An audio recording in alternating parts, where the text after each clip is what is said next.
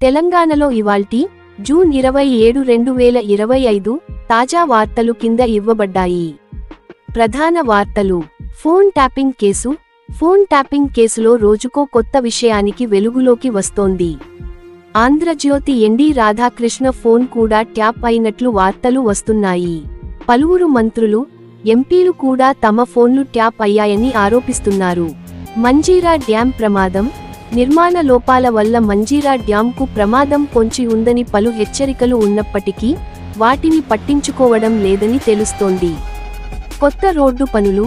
Sridhar Babu HCITI project కింద రూ. 45 కోట్ల విలువైన రోడ్డు విస్తరణ పనులను ప్రారంభించారు.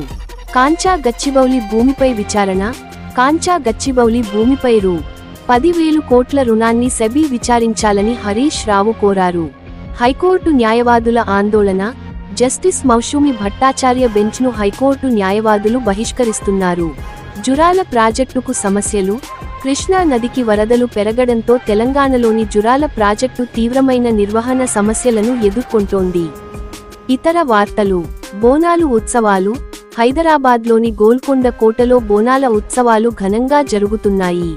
విద్యాసంస్థల బాధ్యత. అసాంఘిక కార్యకలాపాలకు విద్యాసంస్థలను జవాబుదారీ చేస్తామని రేవంత్ రెడ్డి తెలిపారు. Counselling schedule. Telangana engineering counselling schedule విడుదలైంది. 10వ తరగతి అడ్వాన్స్డ్ సప్లిమెంటరీ ఫలితాలు. 10వ తరగతి అడ్వాన్స్డ్ సప్లిమెంటరీ పరీక్షల ఫలితాలు విడుదలయ్యాయి. బనకచెర్ల ప్రాజెక్టు వివాదం. గోదావరి నదిపై ప్రాజెక్టు నిర్మించి ఉంటే బనకచెర్ల వివాదం ఉండేది కాదని మంత్రి ఉత్తమ్ కుమార్ రెడ్డి అన్నారు. గచ్చిబౌలిలో ట్రాఫిక్ కష్టాలు తీరనున్నాయి. హైదరాబాదీలకు గచ్చిబౌలిలో ట్రాఫిక్ కష్టాలు తీరనున్నాయి. గిగ్ వర్కర్లకు బోర్డు. తెలంగాణలో గిగ్ వర్కర్లకు ప్రత్యేక బోర్డు ఏర్పాటు చేయనున్నట్లు మంత్రి వివేక్ వెంకటస్వామి తెలిపారు.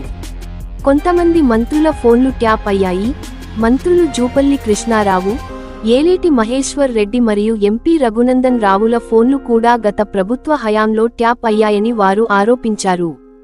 హైదరాబాద్లో వర్షం. శుక్రవారం జూన్ 27 హైదరాబాద్లో అకస్మాత్తుగా వాతావరణం మారి వర్షం కురిసింది.